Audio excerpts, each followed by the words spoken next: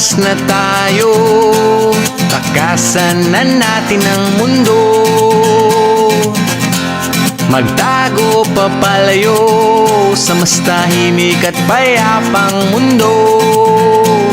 Umubulong ang hanging amihan at huni ng ibon.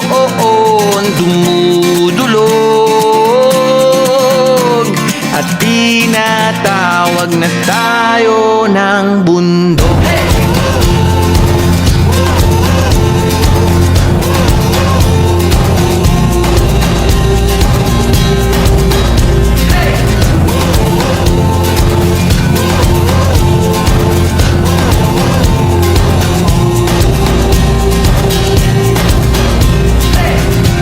Tumakas na tayo, palayo sa marami.